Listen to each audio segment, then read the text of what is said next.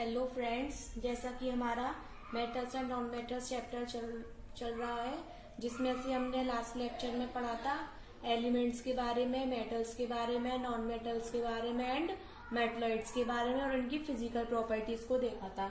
तो चलिए एक बार इसका प्रीव्यू देख लेते हैं जो हमने कल पढ़ा वो सब। तो फर्स्टली हमने एलिमेंट पढ़ा। तो एलिमेंट क्या होता है? It is the simplest form of matter that cannot be split is called elements. There are 118 elements and in which 91 elements are metals, 21 elements are non-metals and 6 elements are metalloid. Okay? तो जिनमें से हमारे 92 elements थे वो हमारे natural में अकर होते हैं और जो हमारे रेस्ट एलिमेंट्स हैं वो प्रिपेयर्ड बाय आर्टिफिशियल, यानी कि उनको आर्टिफिशियल तरीकों से बनाया जाता है। अब हम देखते हैं कि मेटल एंड नॉन मेटल के बारे में क्या बताया था। मैंने आपको मेटल्स के बारे में बताया था हाइड्रोजन एलिमेंट को छोड़कर जितने भी एलिमेंट्स हैं सारे वो क्या है? हमारे मेटल्स हैं। लेकिन जो हमारा मरकरी और ये जितने भी मेटल्स होते हैं वो सारे सॉलिड होते हैं, लेकिन जो हमारा मरकरी है वो रूम टेम्परेचर पर लिक्विड स्टेट में पाया जाता है। और जो हमारे नॉन मेटल्स होते हैं वो सॉलिड भी हो सकते हैं, लिक्विड भी हो सकते हैं और गैसेस भी हो सकते हैं। लेकिन जो ब्रोमीन है वो हमारा लिक्विड होता है और जो कार्बन है हमारा, नाइट्रोजन है, सल्फर है, ये सभी क्या है? गैसेस है। आपने इनको गैसेस फॉर्म में देखा भी होगा, जैसा कि नाइट्रोजन है जो हमारे एनवायरमेंट में प्रेजेंट होती है, ये क्या एक टाइप की गैस है। ऑक्सीजन है जो हम ब्रीथ लेते हैं, ये भी क्या एक टाइप की गैस है। ओके। और जो मेटल्स होते हैं वो उनकी जो फिजिकल प्रॉपर्टीज थी वो क्या थी? जो मेटल्स है हमारे वो बहुत हार्ड होते हैं। और सेकंड प्रॉपर्टीज थी इनकी बात करें तो मेटल्स क्या होते हैं? सोनोरस होती है, डक्टिबिलिटी होती है, कंडक्टिविटी होती है और लस्ट्रस होते हैं ये। और अगर नॉन मेटल्स की बात करें तो ये hard and brittle both and non sonorous, non ductility, non conductor of heat and electricity, it means insulators and non malleable. Okay, तो ये सभी इसकी फिजिकल प्रॉपर्टीज थी। अब इसमें हम अलग टॉपिक देखते हैं। जो हमारा टॉपिक आता है black material inside a graphite pencil, यानी कि जो हमारी ग्रेफाइट की पेंसिल होती है उसके अंदर जो ब्लैक मटेरियल होता है वो क्या है? तो वो क्या है फ्रेंड्स? एक तरह से कार्बन का फॉर्म है ग्रेफाइट। तो हम इसके बारे में थोड़ा देखते हैं क्या है। पहली बात तो जो कार्बन है वो हमारा नॉन मेटलिक सबस्टेंस है, लेकिन ये मेटलिक की प्रॉपर्टीज रखता है कुछ, यानी कि हम बोल सकते हैं carbon is a non metallic substance but shows certain metallic properties. जो कार्बन एटम है ना वो एक ऐसा एटम है जो हमारी पृथ्वी पर बहुत महत्वपूर्ण है, यानी कि जितने भी ह्यूमन लिविंग बींग्स हैं वो सभी बिना कार्बन के जीवित नहीं रह सकते, यानी कि all living beings have carbon compounds inside them, यानी कि सभी लिविंग बींग्स हैं उनके अंदर कार्बन के कंपाउंड्स पाए जाते हैं। जैसे कि अपन लोग कार्बन डाइऑक्साइड रिलीज करते हैं तो ये भी क्या है? कार्बन का ही तो कंपाउंड है। तो इसीलिए इसी रीजन से हमारे संसार को कार्बन का संसार कहा जाता है, यानी कि for this reason our world is also called carbon world. Okay, तो अगर आपसे क्वेश्चन पूछता है कि why our world is known as carbon world,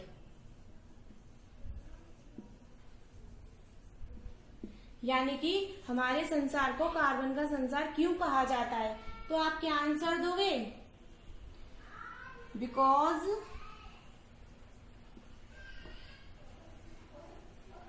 because all living beings have carbon compounds inside them, यानी कि जितने भी लिविंग बीइंग्स हैं उनके अंदर कार्बन के कंपाउंड्स पाए जाते हैं, इसीलिए हमारा जो वर्ल्ड है वो कार्बन वर्ल्ड कहलाता है। हमारे नेचर में जो प्योर कार्बन है वो 3 फॉर्म में पाया जाता है, यानी कि इन नेचर, अब ये नेक्स्ट है, in nature pure carbon found in 3 forms. First form किसमें पाया जाता है? डल ब्लैक कॉइल, यानी कि कोयला के रूप में। और जो सेकंड है वो ग्रेफाइट के रूप में, जो कि हम पेंसिल में यूज कर रहे हैं, वही है ये। और थर्ड वाला डायमंड के रूप में। ओके, ये हमारे नेचर में 3 फॉर्म्स में पाया जाता है कार्बन। फर्स्ट है डल ब्लैक कॉइल, सेकंड है graphite and third one is diamond. अब हम देखते हैं जो कोयला और ग्रेफाइट होते हैं ना, ये ब्लैक कलर में होते हैं। तो जब भी हम किसी चीज पर इसको रब करते हैं तो ये वहां पर एक ब्लैक कलर के मार्क्स को लीव कर देते हैं, यानी कि coil and graphite are black and they leave a black mark on the paper. And graphite is a soft and slippery and is used as the black material inside the writing pencil. यानी कि जो graphite है हमारा वो बहुत ज्यादा soft है और चिकना है, इसीलिए हम उसको राइटिंग पेंसिल के अंदर ब्लैक मटेरियल के रूप में यूज करते हैं। ओके, यहाँ तक अब क्लियर होगा। बाकी मैं इसको लिखाऊंगी नहीं, इसके नोट्स प्रोवाइड करूंगी, तो ये आपको उसके अंदर पूरा लिखा हुआ मिलेगा। इसमें से जो इम्पोर्टेंट है वो मैंने आपको यहाँ लिखा दिया है। अब हम आगे इसकी केमिकल प्रॉपर्टीज के बारे में देखते हैं कि मेटल्स और नॉन मेटल्स की केमिकल प्रॉपर्टीज क्या होती हैं। स्टॉप करूं? अब देखते हैं chemical properties of metals and non metals, यानी कि मेटल्स और नॉन मेटल की केमिकल प्रॉपर्टीज क्या होंगी। तो सबसे पहले हम देखते हैं रिएक्शन विद एयर, यानी कि ऑक्सीजन के साथ रिएक्शन कराते हैं। पहले मेटल्स की देखते हैं कि मेटल्स ऑक्सीजन के साथ रिएक्शन करके क्या फॉर्म करती हैं। यानी कि जो मेटल्स होती है हमारी, वो ऑक्सीजन के साथ रिएक्शन करके मेटल ऑक्साइड फॉर्म करती हैं। यानी कि जो हमारी मेटल्स होंगी, metals plus oxygen gives metal oxides. यानी कि जो मेटल्स होंगी वो हमारे ऑक्सीजन के साथ मिला के हमको क्या देंगी? मेटल के ऑक्साइड देंगी। जैसे कि सोडियम और पोटेशियम है और मैग्नीशियम है, ये क्या है? सॉफ्ट मेटल्स हैं और ये रूम टेम्परेचर पर क्या होती है? हाईली रिएक्टिव होती हैं। लेकिन जो हमारा सोडियम और पोटेशियम है ना, वो बहुत ज्यादा रिएक्टिव है सभी एलिमेंटों में से। तो अब हम देखते हैं कि हमें ना सोडियम, हमने यहाँ पे सोडियम लिया, ऑक्सीजन लिया, सोडियम को ऑक्सीजन के साथ रिएक्शन कराया तो हमको सोडियम ऑक्साइड मिला। यानी कि ये क्या है? हमारा सोडियम है, ये ऑक्सीजन है और ये क्या मिला हमको? सोडियम ऑक्साइड मिला। ओके, यानी कि हमने मेटल को ऑक्सीजन के साथ रिएक्शन कराने पर हमको मेटल ऑक्साइड मिला। वो कौन सा मिला? हमने मेटल सोडियम को लिया था, सोडियम को ऑक्सीजन के साथ रिएक्ट कराया तो हमको क्या मिला? सोडियम ऑक्साइड मिला। अब हम देखते हैं कि हमने कोई सोडियम का पीस लिया, उसको हम केरोसिन ऑयल के पास ले गए और उसको हमने एयर में प्लेस्ड किया, यानी कि हवा में रख दिया उसको, तो वो क्या होगा? वो आग को पकड़ लेगा। क्यों पकड़ लेगा? क्योंकि जो हमारा सोडियम है वो क्या है? हाईली रिएक्टिव होता है। तो यानी कि हम कह सकते हैं कि a piece of sodium brought out from kerosene and placed in the air soon catches fire. Okay, अब फ्रेंड अगला एग्जांपल देखते हैं। ये हमने मेटल के साथ देख लिया। अब हम दूसरी रिएक्शन देखते हैं, किसके साथ? मैग्नीशियम के साथ। तो हमने क्या लिया? मैग्नीशियम को ऑक्सीजन के साथ रिएक्शन कराया तो हमको क्या मिलेगा? मैग्नीशियम ऑक्साइड मिलेगा। ओके, यहाँ पर मैग्नीशियम 2 है, सॉरी यहाँ पर ऑक्सीजन 2 है और यहाँ पर अभी हमको ऑक्सीजन को, पहले ऑक्सीजन को बैलेंस करेंगे। यहाँ पर 2 ऑक्सीजन है, यहाँ पर 1 है, तो यहाँ पे हमने 2 लगा दिया। लेकिन अब यहाँ मैग्नीशियम 2 हो गए, तो यहाँ पे भी मैग्नीशियम 2 करने के लिए 2 ले लेंगे मैग्नीशियम को। तो ये हमारा क्या हो गया? मैग्नीशियम, ये ऑक्सीजन और ये हमको क्या मिल गया? Magnesium oxide. ओके, तो ये हमारी मैग्नीशियम के साथ रिएक्शन हो गई।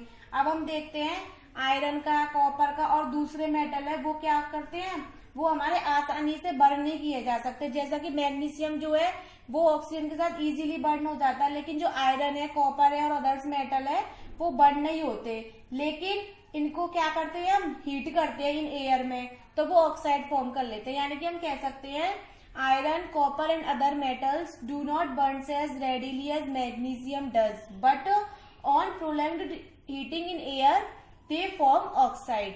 ओके, तो हम जैसे देख सकते हैं, अगर हमने थर्ड में लिया आयरन को लिया है, आयरन को हम ऑक्सीजन के साथ रिएक्ट कराते हैं तो हमको क्या मिलता है, Fe2O3 मिलता है। लेकिन यहाँ पे आयरन 2 है, यहाँ पर 1 है। पहले ऑक्सीजन को देखते हैं, यहाँ पर ऑक्सीजन 2 है, यहाँ 3 हो रहे हैं, तो मैंने यहाँ पे 2 ले लिया है। अब मेरे को ये 6 बनाना है, क्योंकि ऑक्सीजन यहाँ पे 6 है, यहाँ पे 2 है, तो यहाँ पे 3 ले लिया मैंने। अब आयरन यहाँ पे 4 है, तो इसलिए यहाँ पे मैंने 4 ले लिया। तो ये मेरे को क्या मिल गया, आयरन का ऑक्साइड मिल गया, आयरन ऑक्साइड। ये मेरा है आयरन और ये तो ऑक्सीजन है ही। ठीक, अब ऐसे कॉपर का देखते हैं। कॉपर के में क्या होगा, Cu plus O2, Cu plus O2 करके क्या मिलेगा हमको, CuO। अब यहाँ पर ऑक्सीजन कितना है, 2 है, यहाँ पर 1 है, तो यहाँ पर बैलेंस करने के लिए 2 लिया। अब यहाँ पे हमारा कॉपर 1 है, तो यहाँ पर 2 ले लेंगे, तो ये क्या बन गया, मेरे को कॉपर ऑक्साइड मिल गया,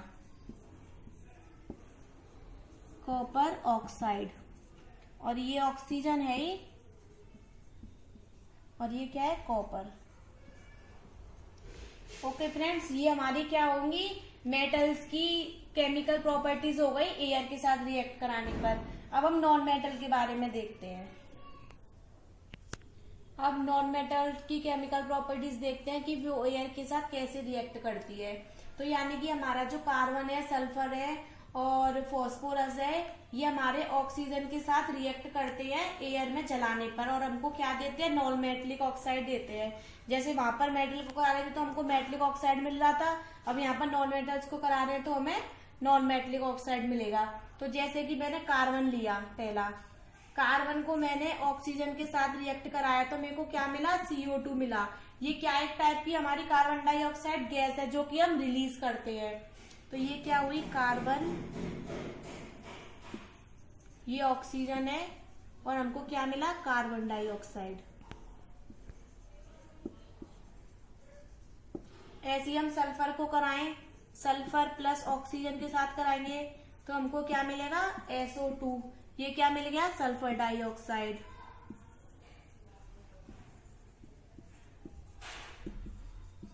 ओके, तो यहाँ पर ये सल्फर,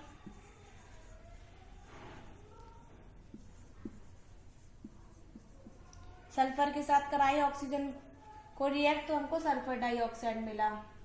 लेकिन हम देखेंगे जो हमारी सल्फर डाइऑक्साइड है इसमें कैसी स्मेल आती है, बहुत तीखी स्मेल आती है, पंजेंट स्मेल आती है, और जो क्या है हमारी सांस लेने में क्या कर देती है, हमको सफोकेटिंग प्रोड्यूस करती है, यानी कि हमको घबराहट सी महसूस होती है। तो हम बोल सकते हैं it have pungent smell, pungent smell which is suffocating, which is suffocating when inhaled। Okay, तो यानी कि पूछे कि पंजेंट स्मेल किसकी होती है तो हम बोल सकते हैं जो हमें सल्फर डाइऑक्साइड मिलेगा उसकी पंजेंट स्मेल होती है, जो कि सफोकेटिंग। यहाँ पर हमको जो कार्बन डाइऑक्साइड और सल्फर डाइऑक्साइड मिले हैं ये नॉन मेटलिक ऑक्साइड है। अब हम दिखाएंगे अगर हम इनको वाटर के साथ रिएक्ट कराते हैं तो हमको एसिडिक ऑक्साइड मिलते हैं। अब हम देखते हैं वो कैसे। अब एक स्टार बना के नोट करिएगा। जैसे कार्बन डाइऑक्साइड है, कार्बन डाइऑक्साइड को मैंने वाटर के साथ मिलाया तो मेरे को क्या मिलेगा, कार्बन डाइऑक्साइड को वाटर के साथ मिलाया तो मिलेगा H2CO3 यानी कि कार्बनिक एसिड। ओके, अब ऐसी सल्फर डाइऑक्साइड का देखते हैं। सल्फर डाइऑक्साइड को वाटर के साथ मिलाया तो मिलेगा H2SO4 यानी कि sulphuric acid.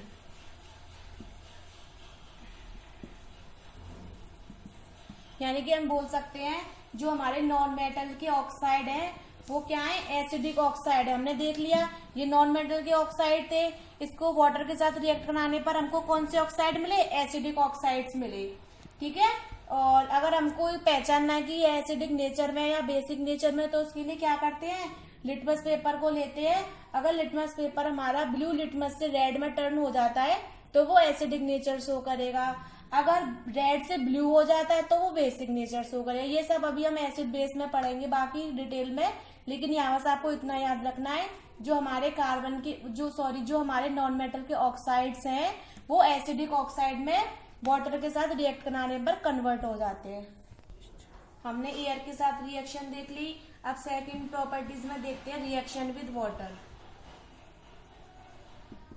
Reaction with water यानी कि पानी के साथ रिएक्शन कराते हैं। पहले मेटल्स की करा रहे हैं, पहले हम देखते हैं मेटल्स रिएक्ट विद वाटर।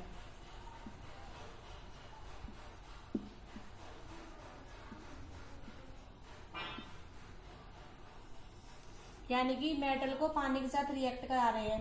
अब हम देख सकते हैं जो हमारी डिफरेंट मेटल है, हम उनको वाटर के साथ रिएक्ट कराएंगे तो वो क्या है, अलग अलग तरीके से होंगी। जैसे कुछ मेटल्स है वो बहुत तेजी से रिएक्शन करेंगी, कुछ है वो बहुत माइल्डली करेंगी, और कुछ मेटल्स हैं जो कि रिएक्ट करेंगी नहीं। वो अब हम देखते हैं कि इसमें 3 पॉसिबिलिटीज होती है मेटल की वाटर के साथ रिएक्ट करने में।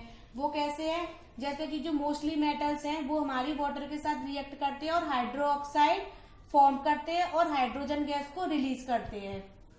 यानी कि पहली पॉसिबिलिटी है हमारी, हमने मेटल लिया, मेटल को हमने वाटर के साथ रिएक्ट कराया तो वो हमको मेटल हाइड्रो ऑक्साइड मिलेगा, मेटल हाइड्रो ऑक्साइड मिलेगा, और जो हाइड्रोजन गैस होगी वो रिलीज होगी। ये सिंबल क्या बताता है, कोई गैस रिलीज हो रही है यहाँ पे। ओके, ये हमारी फर्स्ट पॉसिबिलिटी हो गई, यानी कि मेटल को वाटर के साथ रिएक्ट कराने पर मेटल हाइड्रो ऑक्साइड मिलेगा और हाइड्रोजन गैस रिलीज होगी। और जो हमारी सेकंड पॉसिबिलिटी है वो क्या हो सकती है, कुछ मेटल होती है जो वाटर के साथ रिएक्ट कराने पर ऑक्साइड फॉर्म करती है और हाइड्रोजन गैस रिलीज करती है। यानी कि मेटल को हमने वाटर के साथ रिएक्ट कराया तो वो हमको मेटल ऑक्साइड देंगी और हाइड्रोजन गैस रिलीज करेंगी। ओके, या अब पहली प्रॉपर्टीज में मेटल हाइड्रो ऑक्साइड मिल रहा था, सेकंड प्रॉपर्टीज में हमको क्या मिल रहा है, मेटल ऑक्साइड मिल रहा है। अब जैसे निकेल है, जिंक है, कॉपर है, गोल्ड है, सिल्वर है और प्लेटिनियम है, ये क्या है, ये रिएक्ट नहीं करते हैं वाटर के साथ। ठीक है, ये क्यों नहीं रिएक्ट करते हैं मेटल के साथ, निकेल, जिंक, कॉपर, ये क्या होते हैं, लेस रिएक्टिव होते हैं, इसलिए क्या है, ये रिएक्ट नहीं कर सकते। अब हम देखते हैं, एग्जाम्पल देखते हैं। जैसे कि पहला देखो, हमने लिया सोडियम मेटल लिया, सोडियम मेटल को हमने वाटर के साथ रिएक्ट कराया तो हमको क्या मिलेगा, 2NaOH प्लस H2, यानी कि हमें सोडियम हाइड्रो ऑक्साइड मिला और हाइड्रोजन गैस हमारी रिलीज हो गई। Sodium hydro oxide. Okay, sodium को वाटर के साथ रिएक्ट कराने पर सोडियम हाइड्रो ऑक्साइड मिला और हाइड्रोजन गैस रिलीज हो गई। अब हमने ये देखा है कि हमारी जो मेटल्स हैं वो वाटर के साथ कैसे रिएक्ट करती हैं, यानी कि हमारी इसमें पॉसिबिलिटीज होती है। पहली पॉसिबिलिटी होती है, अगर हम मेटल को वाटर के साथ रिएक्ट कराते हैं तो हमको मेटल हाइड्रो ऑक्साइड मिलता है और हाइड्रोजन गैस रिलीज होती है। सेकंड पॉसिबिलिटी है, मेटल को वाटर के साथ रिएक्ट कराएंगे तो मेटल ऑक्साइड मिलेगा और हाइड्रोजन गैस रिलीज होगी। ओके, अब हम देखते हैं reaction with non metal water. अगर हम नॉन मेटल को वाटर के साथ रिएक्ट कराएं तो क्या होगा, यानी कि हम कह सकते हैं अब नॉन मेटल को वाटर के साथ रिएक्ट कराएंगे तो वो रिएक्ट नहीं करेंगे, यानी कि non metal do not react with water. Non metal do not react with water, यानी कि जो नॉन मेटल होंगी वो हमारी वाटर के साथ रिएक्ट नहीं करेंगी। अब थर्ड केमिकल प्रॉपर्टीज है।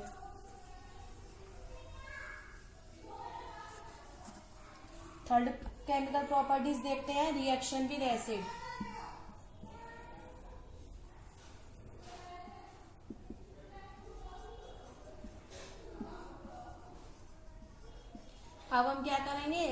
रिएक्शन विद एसिड के साथ देखते हैं कि जो अब हम वो मेटल और नॉन मेटल को एसिड के साथ कैसे रिएक्ट कराते हैं। हम जानते हैं कि हमारे 3 मिनरल्स एसिड होते हैं जिनको हम क्या बोलते हैं, इनऑर्गेनिक एसिड।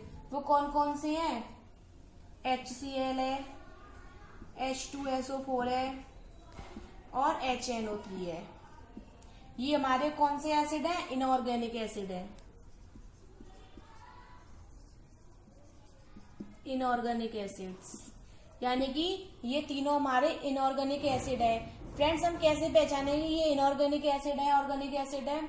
ऑर्गेनिक एसिड्स वो होते हैं जिसमें कार्बन प्रेजेंट होता है। यहाँ पर आपको किसी में कार्बन दिख रहा है नहीं ना, तो इसलिए ये हमारे कौन से एसिड है, इनऑर्गेनिक एसिड है, और इनको मिनरल एसिड भी बोलते हैं।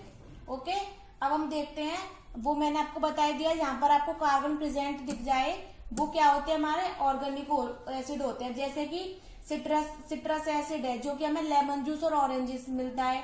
टार्ट्रिक एसिड है, ग्रेप्स और टेमिरिड से मिलता है। लैक्टिक एसिड है जो कि खट्टे दूध वगैरह से या दही से मिलता है। मैलिक एसिड है जो हमें बिना पके हुए एप्पल से मिलता है। और जो एसिडिक एसिड जो विनेगर को बोलते हैं वो हमें वेस्ट शुगर से मिलता है। इन सभी में क्या होता है, कार्बन प्रेजेंट होता है, इसलिए ये हमारे कौन से एसिड है, ऑर्गेनिक एसिड। जैसे अगर ऑर्गेनिक एसिड पूछे जाए तो ऑर्गेनिक एसिड, जैसे हमारा ऑर्गेनिक एसिड में आता है एसिटिक एसिड है, एसिटिक एसिड जिसको हम क्या बोलते हैं, विनेगर। इसका फॉर्मूला होता है CH3COOH। इसमें आपको कार्बन दिख रहा है, ये COOH तो ग्रुप है एसिड जो कि हमें एसिडिक नेचर शो कर रहा है। और जो इधर ये मीथेन है ना, ये कार्बन प्रेजेंट है इसमें, तो इसलिए ये क्या है, हमारा ऑर्गेनिक एसिड है। ऐसे ही कई लैक्टिक एसिड वगैरह, ये सभी हमारे ऑर्गेनिक एसिड के एग्जाम्पल है। अब हम रिएक्शन देखते हैं। ये तो हमारी जनरल बात हो गई कि एसिडों के इनऑर्गेनिक एसिड कौन से होते हैं, ऑर्गेनिक एसिड कौन से होते हैं। अब हम पहले देखते हैं reaction with metal, reaction of metal with acid.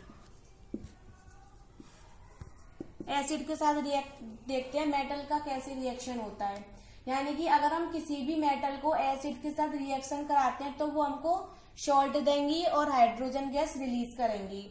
यानी कि जैसे हमने लिया Zn लिया, Zn को हमने HCl से रिएक्ट कराया तो हमें क्या मिलेगा, ZnCl2 plus H2 gas release होगी। यानी कि हमने जिंक मेटल लिया, उसको हमने एसिड के साथ रिएक्ट कराया तो हमको क्या मिला, ZnCl2 मिला और हाइड्रोजन गैस रिलीज हुई। अब हम कॉपर को करा रहे हैं, कॉपर को हमने H2SO4, अब हमने दूसरी एसिड ली है। मैंने 3 एसिड बताई थी आपको इनऑर्गेनिक एसिड, तो मैंने HCl के साथ दिखाया, अब मैं आपको H2SO4 के साथ दिखा रही हूँ, यानी कि सल्फ्यूरिक एसिड के साथ। तो हमको क्या मिलेगा, CuSO4 मिला और हाइड्रोजन गैस मेरी रिलीज हुई यहाँ पे। अब थर्ड देखते हैं, मैग्नीशियम के साथ देखते हैं। मैग्नीशियम को मैंने HNO3 के साथ कराया। HNO3 को क्या बोलते हैं, नाइट्रिक एसिड। इसके साथ कराएंगे तो क्या मिलेगा, MgNO3 का होल ट्वाइस। तो ये क्या होती है, हमारी मैग्नीशियम नाइट्रेट होती है और यहाँ पर H2 गैस रिलीज हुई। मतलब H2 गैस तो रिलीज होनी है। और ये सभी क्या है, हमारे सॉल्ट है। क्या है, सॉल्ट है। इसको नाइट्रिक एसिड लिख लो क्योंकि ये फर्स्ट बार आया है, नाइट्रिक एसिड। ओके, और ये सभी हमको क्या मिले हैं, अब सॉल्ट। ये क्या है, हमारी मेटल। यानी कि मेटल को हम एसिड के साथ रिएक्ट करा रहे हैं तो हमको सॉल्ट मिल रहे हैं और हाइड्रोजन गैस रिलीज हो रही है। लेकिन जो हमारे गोल्ड और प्लेटिनियम है ना, ये एसिड के साथ रिएक्ट नहीं करती। ये एक्सेप्शन में याद रखना है। गोल्ड और platinum do not react with acid. ये इसलिए नहीं करते हैं क्योंकि ये एसिड में घुल जाते हैं, इसलिए हम इनको रिएक्ट नहीं कराते एसिड के साथ। अब देखते हैं हम reaction of non metal with mineral acid. वो हमने मेटल के साथ देखी थी, हम नॉन मेटल के साथ देखेंगे।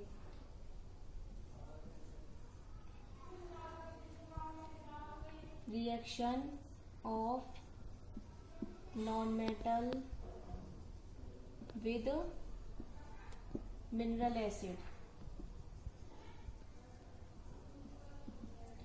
यानी कि अब इसमें क्या देखेंगे, जो हमारे नॉन मेटल्स होते हैं ना, वो मिनरल एसिड के साथ रिएक्ट नहीं करते और ना ही वो हाइड्रोजन को मिनरल एसिड से डिस्प्लेस कर सकते हैं, क्योंकि जो नॉन मेटल होते हैं वो हमारे इलेक्ट्रॉन एक्सेप्टर होते हैं। मैंने आपको बताया था, नॉन मेटल पढ़ाया था तब, कि जो नॉन मेटल होते हैं वो हमारे नेगेटिवली चार्ज आयन से क्या करते हैं, एटम इलेक्ट्रॉन को एक्सेप्ट करते हैं। इसलिए जो हमारे नॉन मेटल है वो इलेक्ट्रॉन एक्सेप्टर है, इसलिए वो इलेक्ट्रॉन को सप्लाई नहीं दे सकते हाइड्रोजन आयन से। इसलिए क्या है, हमारे जो नॉन मेटल है वो रिएक्शन नहीं करेंगे मिनरल एसिड के साथ। तो अब हम देखते हैं ये कैसे रिएक्ट करेंगे। यानी कि नॉन मेटल ने तो रिएक्ट किया ही नहीं और मेटल ने रिएक्ट किया तो हमको सॉल्ट मिला। अब हम अगली प्रॉपर्टीज देखते हैं। अगली प्रॉपर्टी क्या आएगी हमारी, रिएक्शन विद बेस।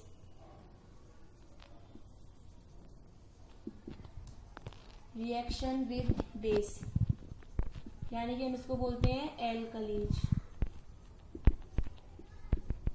अब रिएक्शन विद बेस में देखते हैं, हम जानते हैं कि जितने भी मेटल ऑक्साइड है वो सभी क्या है, बेस है। आपने देखा होगा पीछे हमने सोडियम को रिएक्ट कराया था ऑक्सीजन के साथ, तो हमें क्या मिला था, NaOH मिला था। सॉरी, ऑक्सीजन को वाटर के साथ रिएक्ट कराया था तो हमको NaOH मिला था। यानी कि वो क्या है, जहां पर भी आपको किसी भी कंपाउंड में OH लगा हुआ मिल जाए तो वो क्या है, बेसिक नेचर शो करेगा। तो अब हम सब जानते हैं जितने भी ऑक्साइड है मेटल्स की वो सभी क्या है, बेसिक नेचर में है। जो हमारे जो मेटल के ऑक्साइड है सभी वो क्या है, बेसिस है। अब हम देखते हैं कि जो हमारा Na2 है, सोडियम ऑक्साइड, मैग्नीशियम ऑक्साइड और पोटेशियम ऑक्साइड, ये सभी क्या है, वाटर में डिसॉल्व हो जाते हैं और हाइड्रो ऑक्साइड फॉर्म करते हैं। और जो हाइड्रो ऑक्साइड होते हैं उनको भी हम क्या बोलते हैं, मेटल ऑक्साइड बोलते हैं। अब हम रिएक्शन देखते हैं। जैसे हमारी Na2O है,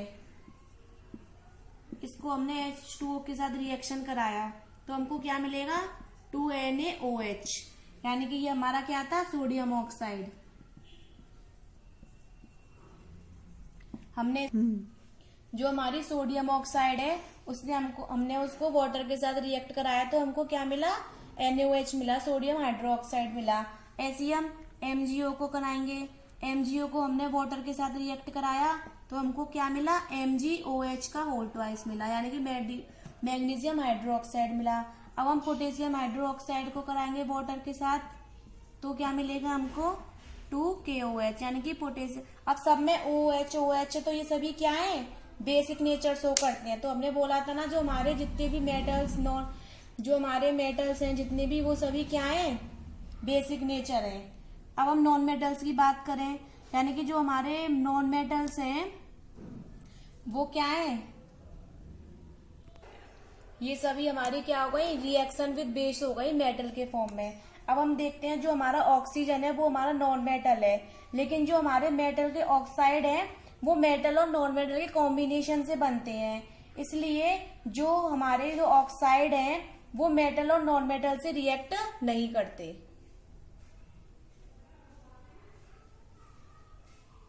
अब देखते हैं डिफरेंस बिटवीन बेस,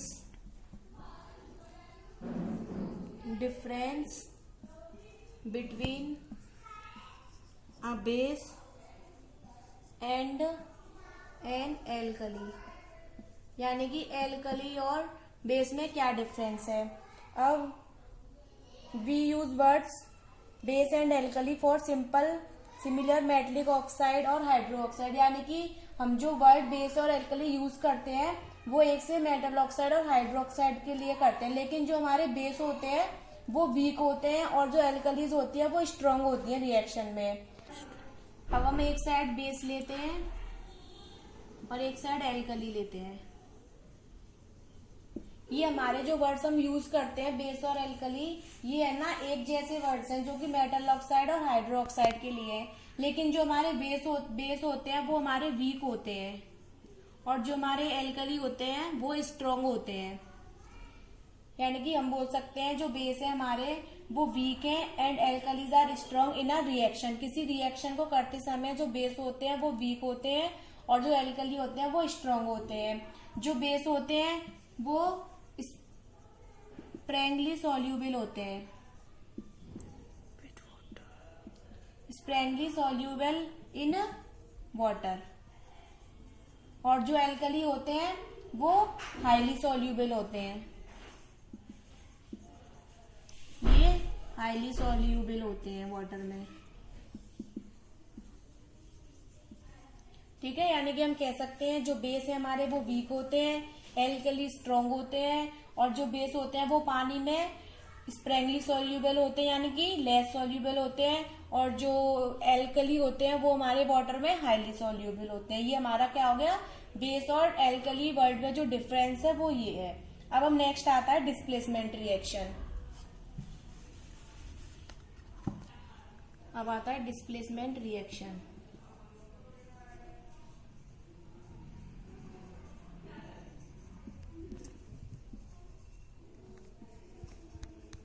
जैसा कि यहाँ पे डिस्प्लेसमेंट वर्ड से समझ आ रहा होगा, यहाँ पर मतलब हम किसी को डिस्प्लेस कर रहे हैं यानी कि उसको हटा रहे हैं, तो हम बोल सकते हैं those reaction in which element takes the place of another element in a compound, यानी कि एक वो रिएक्शन जिसमें एक एलिमेंट दूसरे एलिमेंट के कंपाउंड के साथ इंटरचेंज हो जाता है, उसको हम क्या बोलते हैं, डिस्प्लेसमेंट रिएक्शन बोलते हैं ऐसी रिएक्शन को।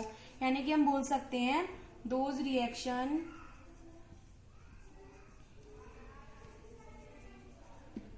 reaction in which an element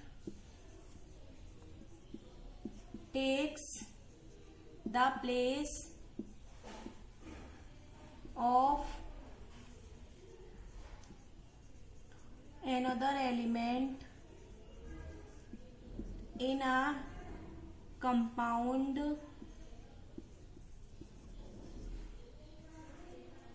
are known as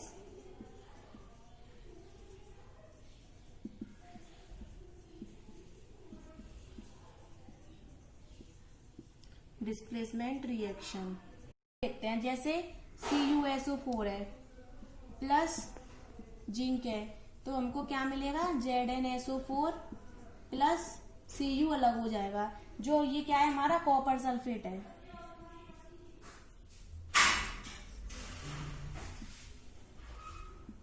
ये जिंक है, ये क्या है हमारा जिंक सल्फेट,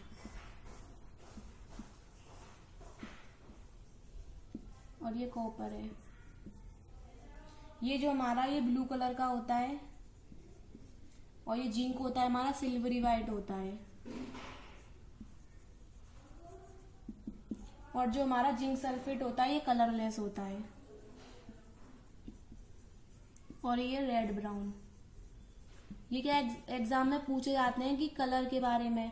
ठीक है, तो अब हम देखते हैं, हमने कॉपर सल्फेट को जिंक के साथ रिएक्शन कराई तो हमको जिंक सल्फेट प्लस कॉपर मिला। अब हम देखते हैं, एक हमारे पास रिएक्टिविटी सीरीज होती है वो मैं आपको बताऊंगी, लेकिन पहले अभी इतना देखिए, जो हमारा जिंक है ये हमारा जिंक क्या है, मोस्ट रिएक्टिव है कॉपर से, तो इसलिए जो जिंक होगा वो कॉपर को डिस्प्लेस कर देगा, डिस्प्लेस करके ZnSO4 बना लेगा। तो इसलिए यहाँ पर क्या हुआ, जिंक ने कॉपर को डिस्प्लेस कर दिया, तो यानी कि डिस्प्लेसमेंट रिएक्शन हो गई। तो हम बोल सकते हैं जो हमारे मोस्ट रिएक्टिव मेटल होते हैं वो लेस रिएक्टिव को डिस्प्लेस कर देते हैं, लेकिन जो लेस रिएक्टिव मेटल है वो मोर रिएक्टिव को डिस्प्लेस नहीं कर सकते। जैसे कि हम बोल सकते हैं जो डिस्प्लेसमेंट रिएक्शन का जो रिवर्स होगा वो पॉसिबल नहीं है रिएक्शन होना। जैसे कि अब हम ZnSO4 को अगर कॉपर के साथ रिएक्शन कराएं तो रिएक्शन नहीं होगी, कुछ भी नहीं होगा। क्यों नहीं होगा, क्योंकि जो हमारा कॉपर है वो क्या है, लेस रिएक्टिव है, और Zn है वो मोर रिएक्टिव है। अब हम देखते हैं रिएक्टिविटी सीरीज ऑफ मेटल। इससे हमको पता चल जाएगा कि हमारा कौन सा मेटल मोस्ट रिएक्टिव है और कौन सा लेस रिएक्टिव है।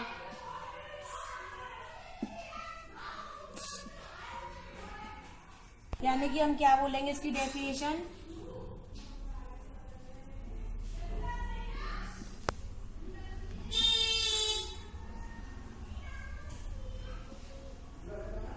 तू ऐसा कर या रोक दे कि अब हम देखते हैं रिएक्टिविटी सीरीज ऑफ मेटल, यानी कि जो मेटल है उसकी रिएक्टिविटी सीरीज कैसे होती है। पहले हम इसकी डेफिनेशन देखते हैं। The arrangement of metal in vertical column in a order of decreasing reactivities, यानी कि हम बोल सकते हैं मेटल का वो अरेंजमेंट जिसे हम वर्टिकल कॉलम में डिक्रीजिंग रिएक्टिविटी के ऑर्डर में उसको अरेंज करते हैं, तो उसको क्या बोलते हैं हम, रिएक्टिविटी सीरीज ऑफ मेटल। इसी को हम एक्टिविटी सीरीज ऑफ मेटल बोलते हैं। डिक्रीजिंग का मतलब पता है आपको, डिक्रीजिंग ऑर्डर में क्या करते हैं, पहले सबसे बड़ी जो जिस मेटल की सबसे ज्यादा रिएक्टिविटी होगी उसको हम सबसे ऊपर रखेंगे, और जिसकी सबसे लेस रिएक्टिविटी होगी उसको सबसे नीचे रखेंगे। तो यही हमारा डिक्रीजिंग रिएक्टिविटी का ऑर्डर होता है। तो ये हमारी डेफिनेशन होती है रिएक्टिविटी सीरीज ऑफ मेटल। अब मैं आपको इसमें बताऊंगी कि जो हमारा सबसे ज्यादा मोस्ट रिएक्टिव मेटल है वो कौन सा है, पोटेशियम है, क्योंकि ये रिएक्टिविटी सीरीज के सबसे ऊपर है। ये कैसा है, most reactive metal, most reactive metal. और जो हमारा लेस रिएक्टिव है सबसे, वो कौन से आएंगे, लेस रिएक्टिव में हमारे आएंगे गोल्ड आएगा आपका, प्लेटिनियम आएगा, ये सभी किस में आएंगे, लेस रिएक्टिव में। ये सभी हमारे लेस रिएक्टिव आएंगे। अब मैं आपको इसको एक पिक के थ्रू समझाऊंगी, मैं इसकी रिएक्टिविटी सीरीज को। उसमें एक हाइड्रोजन होता है, जो हाइड्रोजन के ऊपर जितने भी एलिमेंट्स होते हैं, जितने भी मेटल्स होते हैं, वो सभी हमारे मोस्ट रिएक्टिव होते हैं, और जो हाइड्रोजन के डाउनवर्ड होते हैं वो सभी हमारे लेस रिएक्टिव होते हैं। मैंने आपको वहाँ पर रिएक्टिविटी सीरीज ऑफ मेटल की डेफिनेशन बताई थी। अब यहाँ पर मैं आपको समझाती हूँ। ये सभी हमारे क्या हैं, मेटल हैं। पोटेशियम है, सोडियम है, calcium, magnesium, aluminium, zinc, iron, lead, hydrogen, copper, mercury, silver, gold. ये सभी क्या है, हमारे डिक्रीजिंग ऑर्डर में लगे हुए हैं रिएक्टिविटी के। जो हमारा सबसे ऊपर एलिमेंट है वो क्या है, मोस्ट रिएक्टिव है, यानी कि जो पोटेशियम है वो हमारा मोस्ट रिएक्टिव है, और जो सबसे लास्ट में हमारा गोल्ड है वो क्या है, लेस रिएक्टिव है। तो यानी कि हम कह सकते हैं जो हमारा मोस्टली रिएक्टिव मेटल होगा वो पोटेशियम होगा, और जो लेस रिएक्टिव होगा वो गोल्ड होगा। अब जो हाइड्रोजन एटम है यहाँ पर वो क्या है, हाइड्रोजन एटम है। हाइड्रोजन एटम के जो ऊपर सारे जितने भी एलिमेंट्स हैं, मेटल्स हैं, वो क्या है, हमारे मोस्ट रिएक्टिव है। पर जो हाइड्रोजन एटम के नीचे हैं वो सभी क्या है, हमारे लेस रिएक्टिव है। तो फ्रेंड्स, ये हमारी यहाँ पर रिएक्टिविटी सीरीज कंप्लीट होती है। यहाँ तक जिसको जो भी प्रॉब्लम हो प्लीज़ वो कमेंट बॉक्स में मेंशन करें, मैं आपको नेक्स्ट लेक्चर में सॉल्व कराऊंगी। Okay, thank you.